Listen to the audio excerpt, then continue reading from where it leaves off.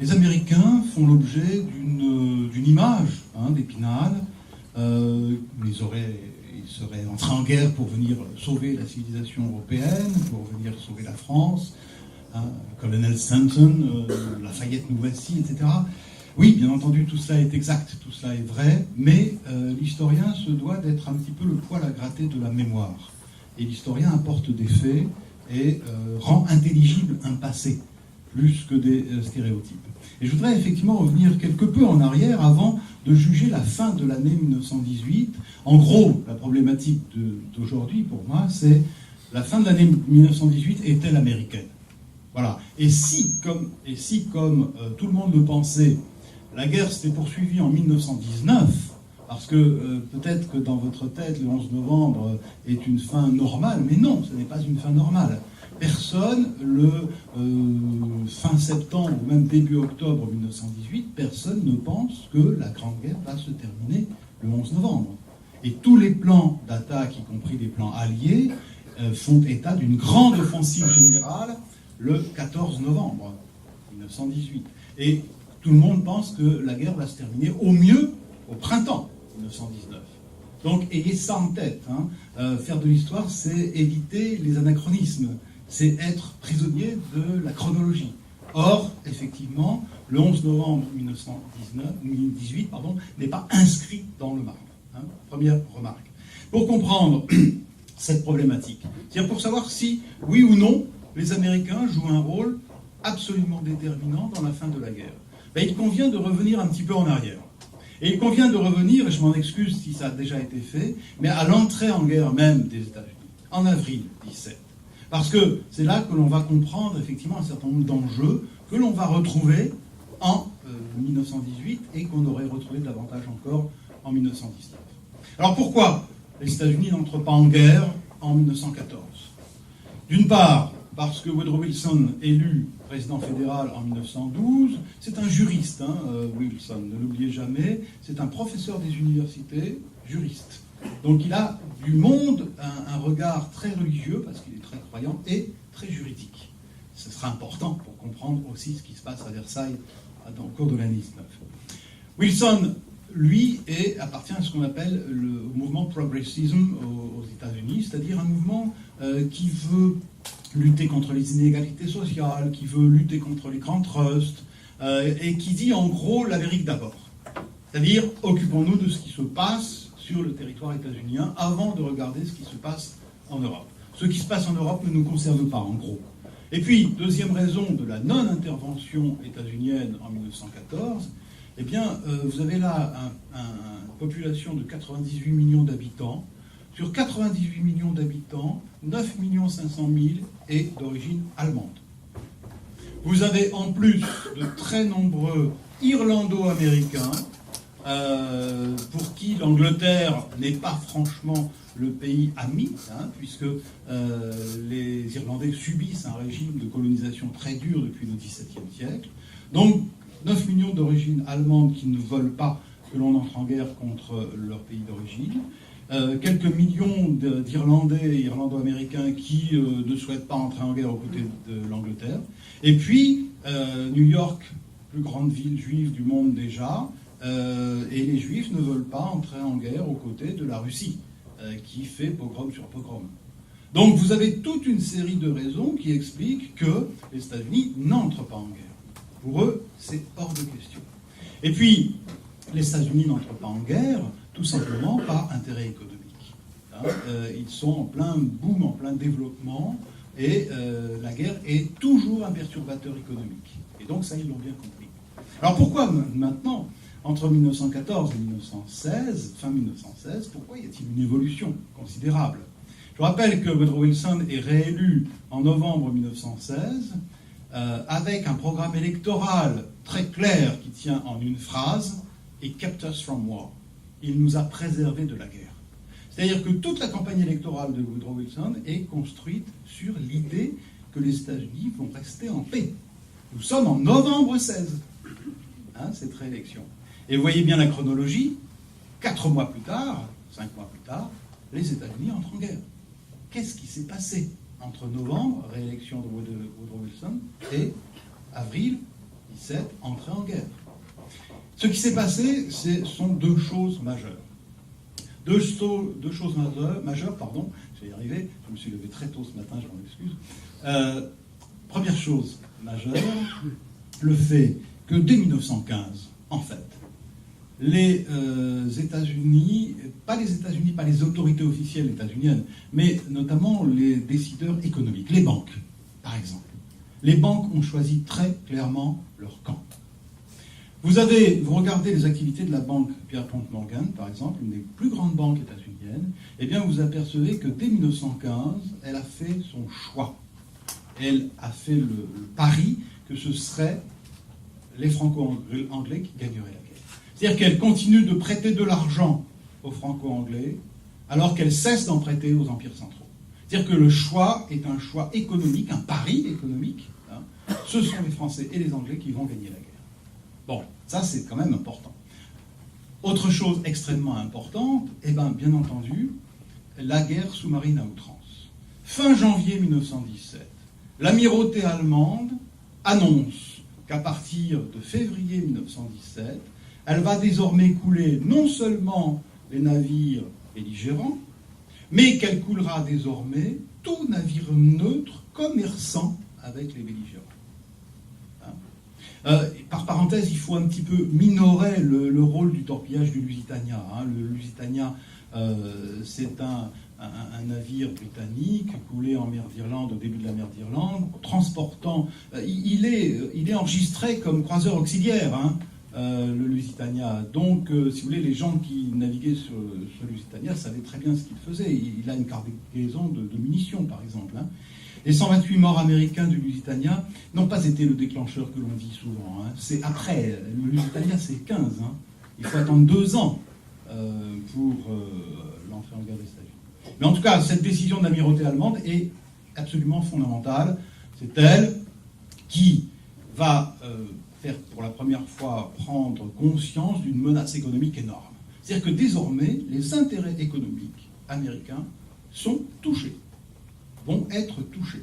Et Woodrow Wilson aura beau dire qu'il entre en guerre pour préserver la liberté du monde, il entre en guerre surtout, d'abord et avant tout, pour préserver la liberté du commerce. Et la liberté du commerce états-unienne. Souvenez-vous d'une chose très simple. Jusqu'à 1914, les États-Unis sont débiteurs de l'Europe, et notamment de la Grande-Bretagne, notamment de la City de Londres. En 4 années de guerre, non seulement ils effacent leurs dettes, mais ce sont eux qui deviennent créditeurs. Donc une fantastique croissance économique pour les États-Unis en 4 années de guerre. Donc la première chose, c'est cette guerre sous-marine à outrance. Si l'amirauté allemande fait le choix d'engager cette guerre sous-marine à outrance, c'est bien parce qu'elle a fait le calcul qu'elle n'attend plus rien des États-Unis. Elle a compris que, effectivement, le cœur, en quelque sorte, économique et le cœur politique des États-Unis penchait très clairement en faveur de l'alliance. Et donc, c'est une prise de risque que fait l'amirauté allemande. Ok, on va prendre le risque de voir l'entrée en guerre des États-Unis. Et alors, en gros, si vous voulez, l'amirauté allemande ne craint pas l'entrée en guerre des États-Unis. Bon, et puis la deuxième affaire qui va faire basculer l'opinion publique, et ça c'est important parce que Woodrow Wilson, lui, est convaincu dès les tout débuts de l'année 17 qu'il va entrer en guerre, mais il faut convaincre les populations états-uniennes, et notamment mes fameux germano-américains ou mes fameux irlando-américains. L'affaire qui permet à l'opinion publique de basculer, c'est le fameux télégramme Zimmermann.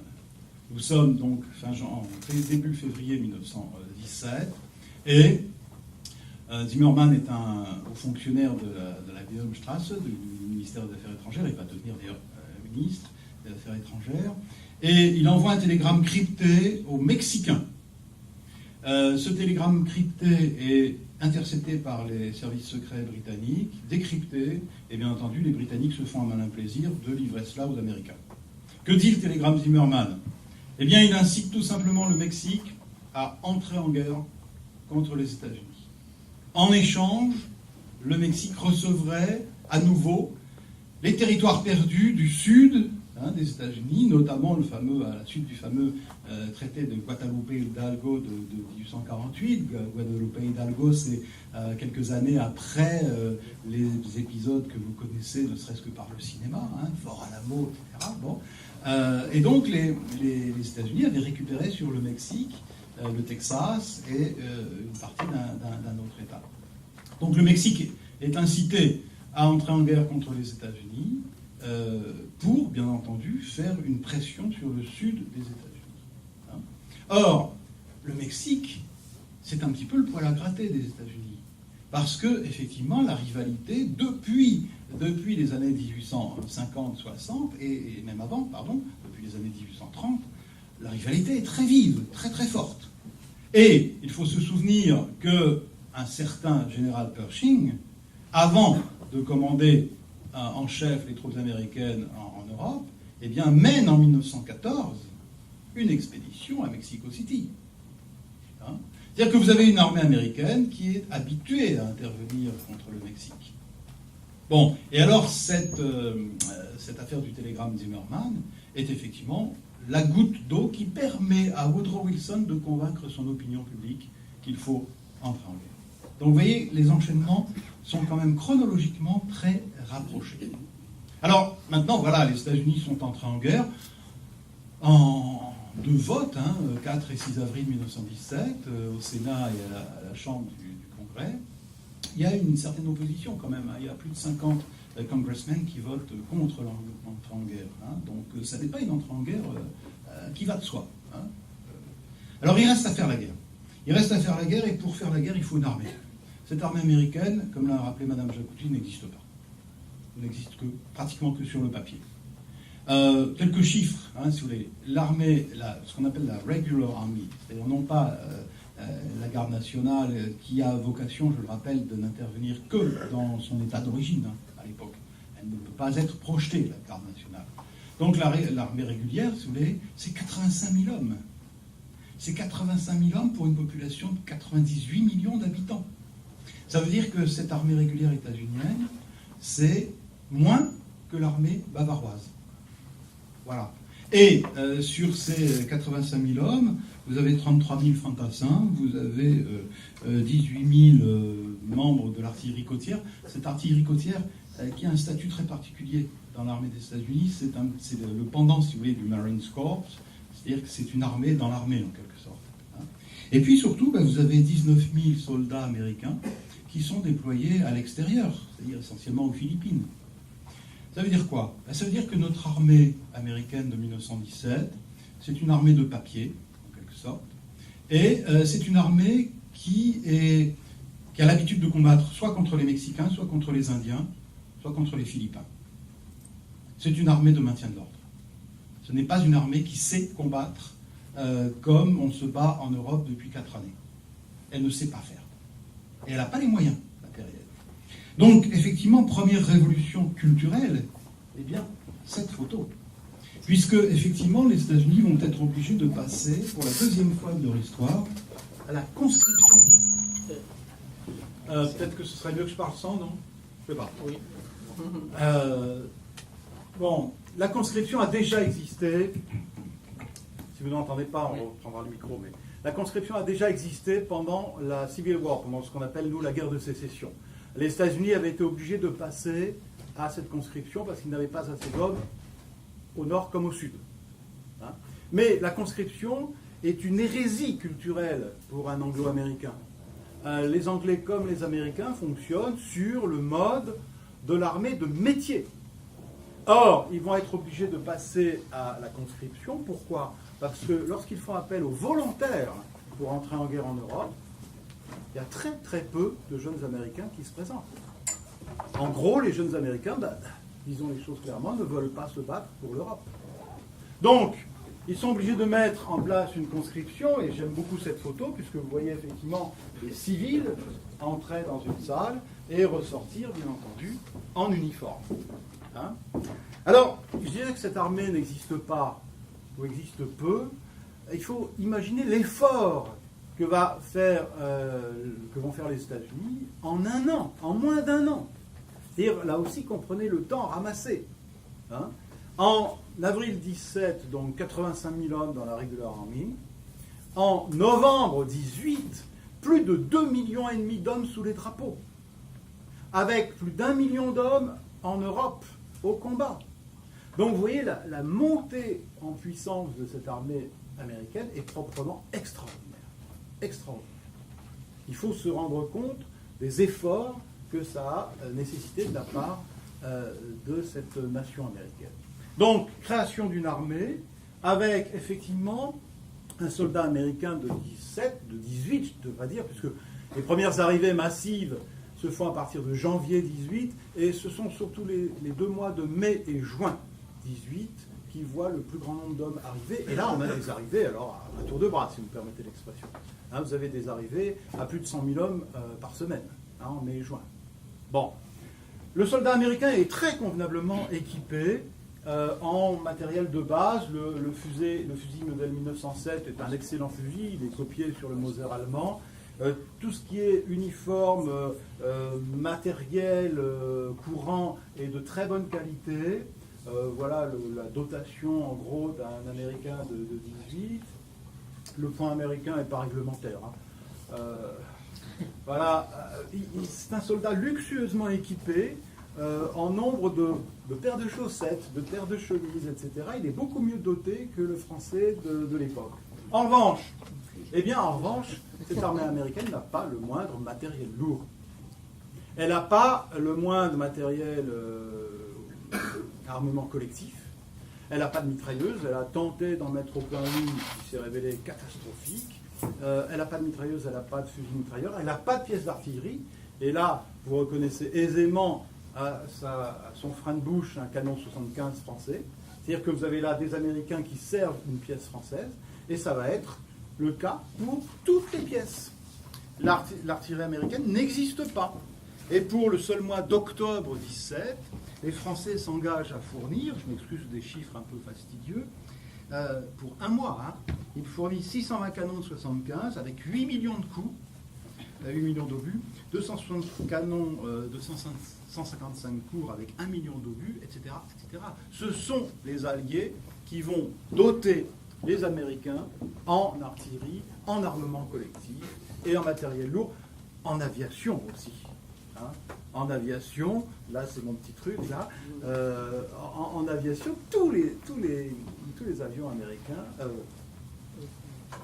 équipés par les Américains, servis par les Américains, sont des avions soit britanniques, soit français. Alors, d'ailleurs, par parenthèse, il y a cette réplique, cette phrase cinglante de Charles de Gaulle en 1943 à Eisenhower, lui rappelant en Afrique du Nord, mon général, en 1918, vous n'avez combattu que avec nos chars, qu'avec nos avions et qu'avec notre artillerie. Et c'est exact. N'oubliez pas non plus que les Britanniques font le même effort à l'égard des Américains. Hein. En gros, il y a une énorme incompréhension entre ce que les Alliés attendaient des Américains et ce que les Américains pouvaient fournir. Les Alliés attendaient une armée nombreuse qui allait pouvoir soulager le fantassin français ou anglais, qui allait pouvoir le remplacer. En avril 17, les poilus français se disent « mais moi je vais rentrer chez moi bientôt ». Ce sont les Américains qui vont me remplacer. Et ce n'est pas du tout ce qui se passe. Hein. Premier point, si vous voulez, d'incompréhension. Deuxième point d'incompréhension entre les Alliés et les Américains. Eh bien, pour les Alliés franco-anglais, les Américains doivent être placés sous commandement allié.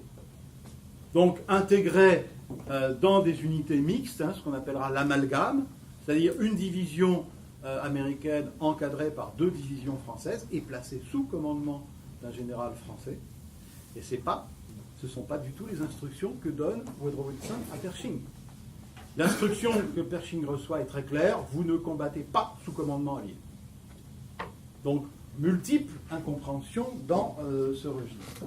Ici, vous avez, toujours dans le même registre, une mitrailleuse Hotchkiss française avec des servants états-uniens. Et puis là, vous avez la fraternité d'armes, en quelque sorte, l'amalgame tel que le rêvaient les Français, un poilu français et, bien entendu, des Samis, qui est le surnom que l'on va donner aux soldats américains. Alors, cette armée américaine mal équipée, qu'il convient d'équiper de la part des Franco-Anglais, elle a en plus strictement aucune expérience de la guerre de tranchées, telle qu'elle se mène depuis 4 ans en Europe. Non seulement elle n'a aucune expérience, mais elle refuse de considérer que la guerre des tranchées est le seul moyen de combattre. Quand vous regardez à Carlos Barracks aux États-Unis les manuels d'instruction des troupes américaines en 1918, eh bien vous apercevez qu'à la virgule près, ce sont en fait les manuels français de 1913, les manuels français d'infanterie de 1913, qui ont été recopiés, mot pour mot, et traduits. Donc, les soldats américains sont instruits de quelle manière? Eh bien, sont instruits au combat à la baïonnette. On ne se bat plus à la baïonnette. Bon, s'est-on jamais battu vraiment beaucoup à la baïonnette? Ça, c'est un archétype, c'est un stéréotype, mais en combat rapproché, on se bat beaucoup plus à la grenade, au pistolet automatique, au lance-flamme éventuellement, qu'à la baïonnette. Hein. Mais bon, les manuels d'instruction sont en retard d'une guerre. Ils ne mentionnent absolument pas l'usage de la mitrailleuse, ils ne mentionnent absolument pas l'usage du canon de 37 d'appui d'infanterie, ils ne mentionnent que très peu l'usage de la grenade. Donc, les instructions américaines sont en retard, j'allais dire, effectivement, et sont plutôt ressemblant à ce qui se faisait dans l'armée française à la veille de la guerre. Hein, premier point grave pour la mise au combat de ces troupes américaines. Deuxième point extrêmement grave. J'ai dit tout à l'heure que l'on passait de 85 000 hommes à 1,5 million de troupes combattantes. Ça veut dire que ces hommes-là, il faut les former. Et plus encore, il faut les encadrer. Parce que l'armée américaine n'a aucune expérience ni du combat interarmes, ni de ce qu'est un état-major au niveau divisionnaire. Je vous rappelle que jusqu'en 1913, aux États-Unis, dans l'armée américaine, n'existe que le niveau régimentaire. On ne va pas au-delà. Donc, ils n'ont aucune expérience de ce qu'est un état-major de division. Ils n'ont a fortiori aucune expérience de ce qu'est un état-major de corps d'armée. Ils ne savent pas commander des masses importantes. Ils ne l'ont jamais appris. Hein? Bon, et donc il va falloir faire ce travail de formation aussi bien des soldats de base que des états-majors. Et encore une fois, c'est... Alors on peut dire, oui, ils ont quelque peu connu des échecs. Oui, mais en même temps, rappelez-vous que tout cela se fait en moins d'1 an. Donc une performance qui est quand même assez remarquable. Alors, former des hommes, ça veut dire notamment former des chefs de section. Moi, j'ai toujours une admiration sans borne pour les sous-lieutenants et les lieutenants. C'est eux qui font la guerre sur le terrain, c'est eux qui emmènent leurs troupes à l'assaut. Ce sont eux qui ont d'ailleurs les plus lourdes pertes. Hein, le grade de sous-lieutenant est un grade sacrifié quelque part, dans toutes les guerres. Bon, on va ouvrir 36 camps de formation pour former des chefs de section. Mais ces chefs de section vont être formés en moins de 3 mois, parce que le besoin est très urgent. Donc vous voyez ce que ça va donner, bien entendu, sur le terrain. Eh bien, ça va donner des jeunes lieutenants, hein, donc sous-lieutenants, très inexpérimentés, ne sachant pas forcément commander efficacement leurs hommes, et ne sachant pas forcément non plus les faire se protéger. D'où effectivement un nombre de pertes assez colossal dans les combats. Alors, la mise au combat réelle des troupes américaines, c'est au printemps 1918, et c'est notamment, bien entendu, en juin 1918, la fameuse expérience de Bois-Belot, hein, près de Château-Thierry. Alors, pendant 1 mois, on va se battre donc pour un bois, hein, que les Allemands défendent avec la dernière énergie. Ces combats de Bois-Belot vont être la première grande expérience de combat des troupes américaines. Et je dirais aussi c'est une expérience tout à fait médiatique. Parce que le Marine Corps, le corps des marines, va confisquer à son profit, en quelque sorte, cette victoire de Boisbelot, alors qu'il y a eu des unités de la Regular Army qui combattaient aussi. Mais voilà, aujourd'hui, le Boisbelot s'appelle officiellement le Bois des Marines, alors qu'il n'y avait pas que des Marines qui y combattaient. Hein, mais ça, c'est très dans la pratique du corps des marines qui sait faire parler de lui. Hein. Alors, expérience donc glorieuse à Boisbelot, ce qui fait que, effectivement, il y a un canon de 37, encore une fois servi par des Français à Boisbelot. Enfin, la photo est réputée avoir été prise au Boisbelot, je n'ai pas de certitude. Après cette victoire de Boisbelot, les Américains sont très regonflés. Les troupes américaines sont très très regonflées. Et, phénomène tout à fait symptomatique, le 4 juillet 1918, alors 4 juillet, si vous connaissez l'histoire américaine, hein, c'est pas tout à fait anodin, hein, Independence Day. Le 4 juillet, Pershing annonce aux grands bretons, j'allais dire aux Anglais et aux Français, qu'il n'a plus besoin d'instructeurs, ni français, ni anglais. En gros, le 4 juillet, après Boisbelot, les Américains estiment qu'ils savent faire la guerre. Non seulement qu'ils savent faire la guerre, mais qu'ils savent mieux la faire que les Français et les Anglais. Le discours américain est très clair. Il y a un débat très vif en termes stratégiques à l'époque, plutôt tactique d'ailleurs que stratégique, entre ce qu'on appelle l'open warfare et le trench warfare, c'est-à-dire la guerre des tranchées, enfin la guerre ouverte, la guerre de mouvement, si vous voulez, et la guerre de tranchées. Les États-Unis, les officiers américains, disant aux officiers français et britanniques, mais vous vous êtes laissés enfermer dans un système de combat de tranchées, nous, Américains, nous allons en sortir. Nous allons vous montrer comment combattre à nouveau en terrain ouvert. Et Boisbelot est de ce point de vue une expérience qui effectivement rassure les Américains. Alors, quand on regarde les rapports des officiers de liaison français ou britanniques à l'égard des Américains, on a quand même des choses qui ressurgissent assez fréquemment et qui sont assez bien répercutées par ce tableau de Flamand, qui est l'impétuosité des troupes américaines. Cette impétuosité, c'est-à-dire qu'il y a une expression qui ressurgit très fréquemment dans les rapports français, c'est en gros, et je cite, « ils attaquent comme des malades » ou « ils attaquent comme des cow-boys ». Hein, le terme cow-boy ressurgit très, très fréquemment. Ils attaquent comme des cow-boys, c'est-à-dire qu'ils ne prennent aucune précaution pour se protéger. Ils ne savent pas creuser, ou ils dédaignent en tout cas de creuser des trous individuels. Et il y a de graves problèmes de coordination des troupes sur le terrain. On revient bien entendu à ce que je disais à l'instant, c'est-à-dire la mauvaise formation non seulement des chefs de section, mais aussi des états-majors régimentaires, de brigades, divisionnaires, etc. Hein? D'où le fait qu'effectivement les pertes américaines vont être lourdes proportionnellement à leur engagement. Si vous voulez. Hein?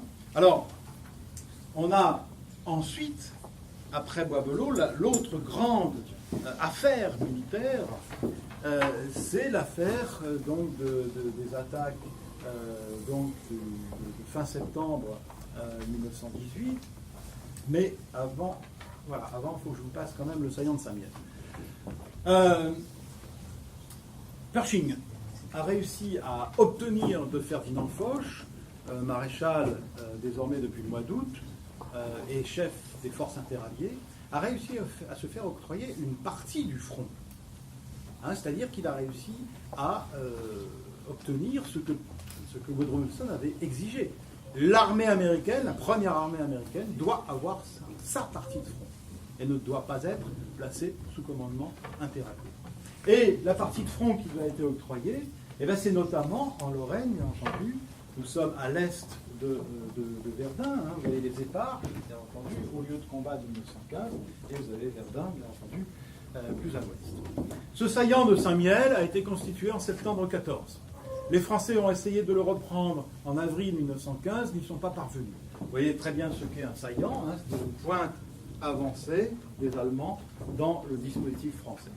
Et ce sont les Américains qui sont chargés, en septembre 1918, de reconquérir ce saillant de Saint-Mihiel. Les Américains, certes, mais avec quelque peu une aide alliés, puisque les 2500 pièces d'artillerie sont servies par des artilleurs français. Les chars FT sont montés par des équipages français. L'aviation est britannique, française et italienne. Il y a une escadrille de bombardement lourd italien. Et donc, toute la logistique et les armes d'appui sont en fait français-britanniques. Il faut ajouter que ce saillant de Saint-Mihiel est tenu par des troupes dont une partie est d'origine lorraine, qui ne sont pas dans un état de combativité très grand. Enfin, nous sommes fin mi-septembre 18. Et il faut ajouter encore que les Américains vont attaquer ce saillant de Saint-Mihiel lorsque les Allemands ont déjà programmé leur repli. Donc ce sont des troupes en repli que les Américains attaquent. Bon, vous voyez quand même que les conditions d'attaque sont quelque peu très favorables aux États-Unis, aux troupes des États-Unis. Alors c'est un grand succès. C'est un grand succès. Vous voyez qu'en 4 jours, position du 12 septembre, position du 18 septembre, en 4 jours, effectivement, le saillant de Saint-Mihiel est bouclé et repris par les Américains. Alors vous comprenez que, ça y est, l'heure de gloire est arrivée. Pershing déclare que l'armée américaine a montré au monde qu'elle savait combattre et vaincre, etc. Bon, ils sont maintenant persuadés qu'ils vont gagner la guerre à eux seuls. Alors, effectivement, du coup, de cette victoire, ils vont se lancer, même si, encore une fois, quand on lit les rapports des officiers de liaison français, les officiers de liaison ont bien montré qu'il y avait de graves problèmes d'état-major, de coordination des armes, ont bien montré que les soldats américains étaient courageux au feu, mais que leurs officiers n'étaient pas toujours efficients sur le terrain, etc. Il y a de graves défauts qui ont été notés quand même. Mais il n'empêche que les Américains se voient confier l'attaque qu'on va appeler l'attaque Meuse-Argonne. Alors c'est une autre paire de manches. C'est une autre paire de manches. Là, l'attaque est très ambitieuse et elle s'inscrit dans les plans de Foch de la dernière semaine de guerre. Vous savez qu'il y a une grande offensive de programmée à partir du 14 novembre, offensive qui aurait été confiée au général Pétain, à la tête des armées françaises, qui aurait consisté à monter le plus rapidement possible sur la ville de Metz, en Allemagne, pour éventuellement y signer un armistice. Pétain estimant que signer un armistice en Allemagne aurait changé le cours des choses. Et puis, derrière Metz, il était prévu de continuer sur la Sarre. Vous partez discrètement et sans bavardage. De monter sur la Sarre et sur la Roue. Dans cette perspective d'une offensive généralisée, consistant à porter le fer et le feu sur le sol allemand, c'est ça la stratégie. Eh bien, les Américains sont chargés de monter plein nord sur Mézières. Donc, l'aile ouest, en quelque sorte, de l'offensive générale du 14 novembre. Et là, c'est une autre paire de manches. Nous ne sommes plus dans le salient de Saint-Mihiel. Parce que les Américains trouvent devant eux 5 lignes de défense successives emboîtées sur 30 km de profondeur. En plus, c'est un terrain boisé et vallonné, donc un terrain difficile, peu propice à la manœuvre des chars, par exemple. Et là, les 3 premiers jours, ça se passe bien, les Américains progressent, et puis après, c'est la catastrophe. Ils sont bloqués totalement, ils ont de graves problèmes de ravitaillement en munitions, c'est très mal coordonné, ils ont des pertes extrêmement lourdes proportionnellement, je vous donnerai quelques chiffres tout à l'heure, proportionnellement aux effectifs engagés, et ils ont des déboires de ravitaillement, de liaison d'armes à armes, l'infanterie n'est plus soutenue par l'artillerie notamment. Petit exemple, pour faire Varennes en Argonne doit vous dire quelque chose quand même, vaguement. Pour faire Varennes-en-Argonne-Bourreuil, il y a 2 kilomètres. Les camions américains mettent 3 heures pour faire 2 kilomètres. Vous avez une idée des embouteillages et de la péripétie qui règne dans cette offensive Meuse-Argonne. Donc, c'est l'échec. C'est l'échec. Ferdinand Foch se fâche tout rouge, menace Pershing de dissoudre la première armée américaine, de la remettre sous commandement français, et intime l'ordre à Pershing d'être un peu plus efficace et à ses soldats également. Il va falloir en gros 1 mois aux Américains pour remplir l'objectif. Ce n'est que fin octobre que la manœuvre réussit tant bien que mal. Alors, quelques indicateurs, si vous voulez, des pertes américaines qui sont considérables à ce moment de Meuse-Argonne. 22 000 morts, je dis bien morts et pas pertes, 22 000 morts américains pendant l'offensive Meuse-Argonne, proportionnellement, si vous voulez, du 26 septembre au 26 octobre, sur 1 mois.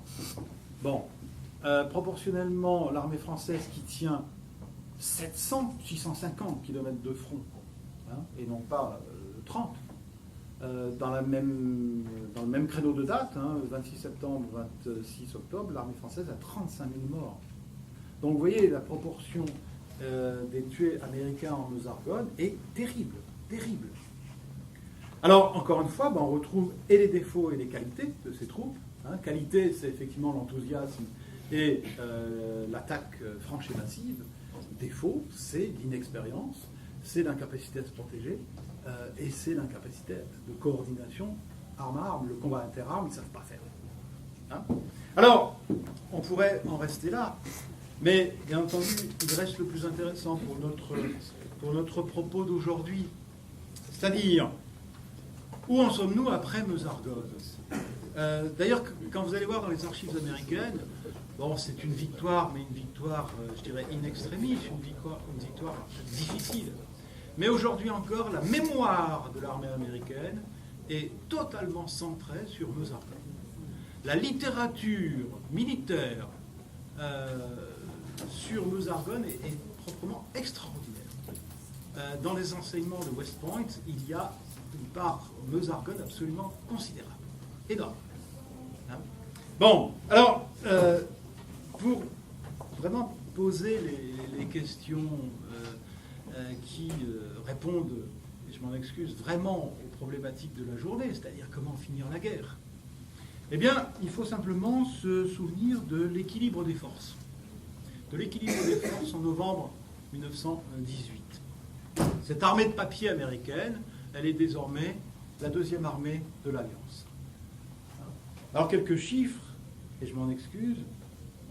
Le 11 novembre 1918, les troupes françaises au sein de l'Alliance représentent 41% des troupes. Les troupes américaines sont désormais passées devant les troupes britanniques, et les troupes américaines, le 11 novembre 1918, représentent 31% de l'ensemble des forces combattantes. Les Britanniques sont à 28%. Bon. Il est prévu de continuer la guerre en 19. Et il est prévu de lancer cette grande offensive du 14 novembre sans que l'on sache quelles vont être les réactions des Allemands. C'est-à-dire, vont-ils s'effondrer complètement ou au contraire vont-ils durcir leur résistance dès qu'on arrivera sur les territoires du Reich, c'est-à-dire à Metz. N'oubliez pas non plus qu'existe ce qu'on appelle la Moselstellung, c'est-à-dire l'ensemble fortifié Metz-Thionville, sud-nord, qui est la zone fortifiée la plus puissante du monde à l'époque. Alors peut-être qu'on pourrait la contourner, bien entendu, mais il n'empêche qu'il est à prévoir, il est probable que la résistance allemande, si l'on entre sur le sol du Reich, va se durcir terriblement. Nul n'est Madame Soleil, heureusement, mais il est à craindre qu'effectivement, si les Alliés avaient pénétré le sol du Reich, les combats n'auraient pas été de toute facilité. Bon, donc supposons, faisons de l'Uchronie, c'est un complot là. Faisons de l'Uchronie et essayons de voir quelle aurait été la répartition des troupes. C'est pas de l'Uchronie là, ce sont des projections. Hein. Mais voilà, la guerre ne se termine qu'au printemps 1919. Quelle sera alors la répartition des troupes au sein de l'Alliance? Les Français seront passés de 41% des troupes à 29%. Les Américains seront passés de 31% des troupes à 50%. Et les Britanniques seront passés de 28% à 19%. Ça signifie que si la guerre se termine en 19, la victoire est américaine. C'est aussi simple que ça. Hein? Et d'ailleurs, un militaire américain, le colonel Fisk, qui est à l'état-major de Pershing, dit très clairement le 4 juillet 18, hein, le jour où il vire, entre guillemets, les conseillers français et anglais, il déclare « Berlin sera prise seulement par une armée américaine ». Voilà. Donc, en quelque sorte, c'est le mot de la fin. Parce que le débat qui va se poser en France dans les jours qui précèdent le 11 novembre, c'est faut-il, oui ou non, poursuivre la guerre? Faut-il, oui ou non, accepter de signer l'armistice? Ou faut-il porter le fer et le feu sur le sol allemand? Et les camps, parmi les décideurs français, sont assez clairement tranchés. Sans jeu de mots, excusez-moi. C'est pas bon. Bien. Vous avez deux camps.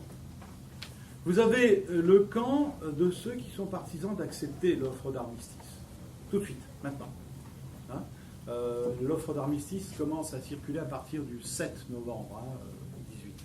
Et ce camp, c'est, assez paradoxalement d'ailleurs, Georges Clemenceau, président du Conseil, et Ferdinand Foch, chef des armées alliées. Et vous avez un camp qui, lui, veut poursuivre la guerre jusqu'au bout et porter la guerre sur le sol allemand. C'est Raymond Poincaré, président de la République. Alors, est-ce parce qu'il est lorrain? Bon, pas beaucoup, mais assez choses régionalistes. Et c'est Philippe Pétain, général en chef des armées françaises. Alors, pourquoi? Pétain écrira, mais il écrira ça dans les années 30, donc c'est facile de refaire l'histoire. Pétain écrira que si nous avions porté le fer et le feu sur le sol allemand, nous aurions évité les problèmes du traité de Versailles. Bah oui, mais oui, si ma grand-mère en avait, etc. etc. Bref, avec des si, on refait l'histoire et on la refait dans le mauvais sens. L'attitude de Clemenceau Foch est intéressante à suivre. Clemenceau comme Foch disent en gros 1,5 million de morts, ça suffit. Ça suffit. Les opérations, si l'on les mène en Allemagne, vont coûter au bas mot 200 000 morts en plus, au moins. C'est pas la peine. Donc le débat est franco-français et va effectivement se solder par la victoire du clan Clemenceau-Foch face à Poincaré-Pétain. Pétain avait tout intérêt à lancer la dernière offensive, parce que c'est lui qui l'aurait commandé. Bon. Mais ce qui est certain aussi, c'est que tous ces hommes, militaires ou civils, grands décideurs, sont d'accord quand même sur un point commun. C'est que poursuivre la guerre en 1919, c'est faire une victoire non pas française, mais une victoire américaine. Et l'enjeu, là, est de politique internationale, tout autant, si vous voulez, que d'une stratégie strictement militaire. Et c'est ça qui compte véritablement.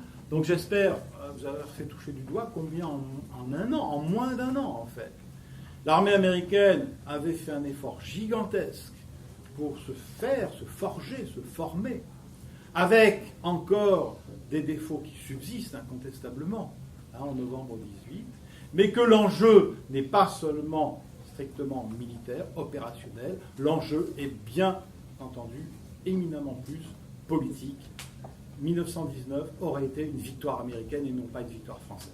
Merci.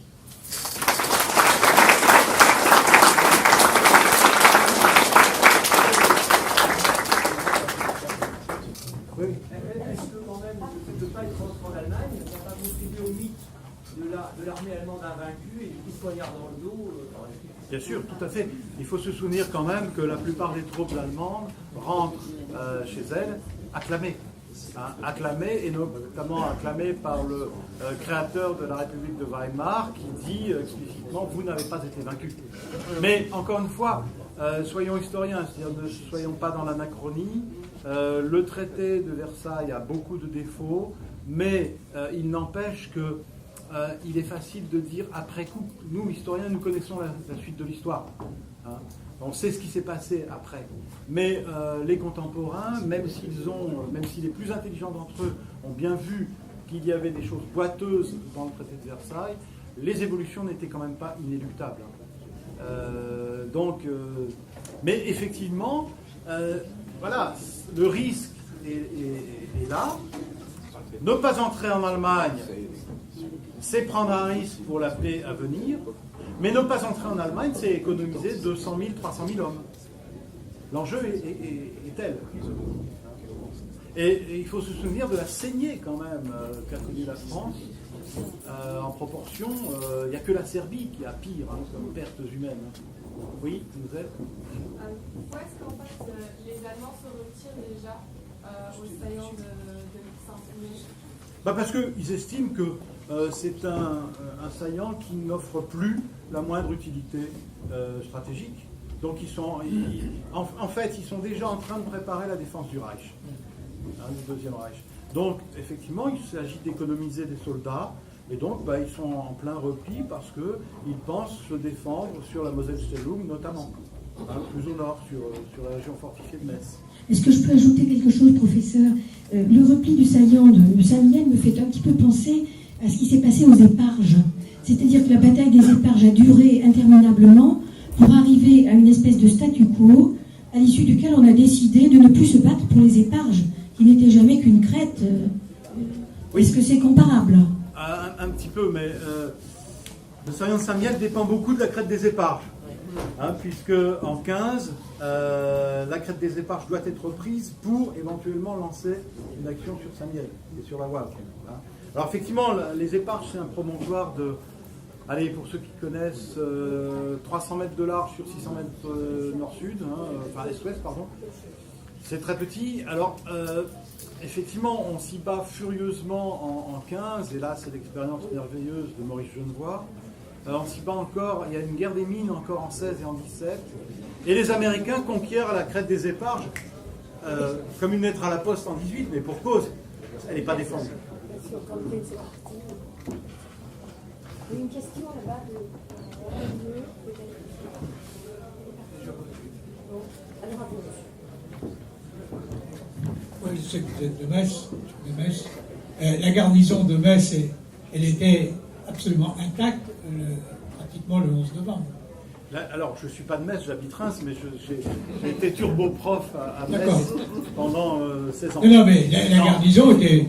La garnison, Metz est transformée en une vaste ville-hôpital, d'une part, et c'est surtout Metz qui sert de base logistique pendant toute la bataille de Verdun. C'est Metz qui est la base logistique de la bataille pour les Allemands. Donc Metz joue un rôle considérable, et vous avez raison, il n'y a pas d'attaque. Il n'y a pas eu de dégâts à Metz. Il y a eu quelques dégâts par bombardement aérien. Oui. Mais voilà, très très peu. Y a-t-il d'autres questions dans la salle? Oui, ta question, mais je te cherchais. Vous avez parlé de nombre impressionnant de soldats mobilisés très rapidement. C'était dû à quoi? Il y a eu la propagande? Ah non, j'ai oublié de le mentionner. Il y a une loi de recrutement militaire. Il y a un Conscription Act, donc une loi sur la conscription, qui recense tous les hommes de 18 à 49 ans et qui va donc mobiliser en priorité les hommes non mariés, etc. Mais il y a une loi. Et il y a une loi qui est complétée par une loi très contraignante, qu'on appelle le Sedition Act, qui permet de poursuivre tout jeune Américain qui refuserait de se conformer à cette loi. Je posais cette question parce que je suis professeur d'anglais, de littérature, et que j'ai beaucoup travaillé sur des auteurs comme Dos Passos qui ont décrit ce processus justement de propagande, d'embrigadement des jeunes recrues. Alors après, mais je ne savais pas si ça avait été aussi avant pour les inciter à... Non, il y a une loi. Alors, j'en ai même pas parlé parce que c'était un peu loin de mon propos, mais la société américaine pendant la Grande Guerre est étroitement surveillée. Par exemple, il y a une surveillance des germano-américains, dont on a peur qu'ils soient des traîtres en puissance. Il y a des pratiques de boycott des grands brasseurs d'origine allemande. La firme Budweiser, par exemple, est boycottée. Et ce mouvement de boycott des brasseurs, à l'encontre des brasseurs d'origine allemande, est tout simplement à l'origine du Volstead Act de 1919, c'est-à-dire de la loi sur le régime sec, qui va être aboli en 1933, les congressmen criant, votant à une très très large majorité le rétablissement de la consommation, en criant « Nous voulons de la bière, nous voulons de la bière ». Quand les députés se lâchent. Merci beaucoup.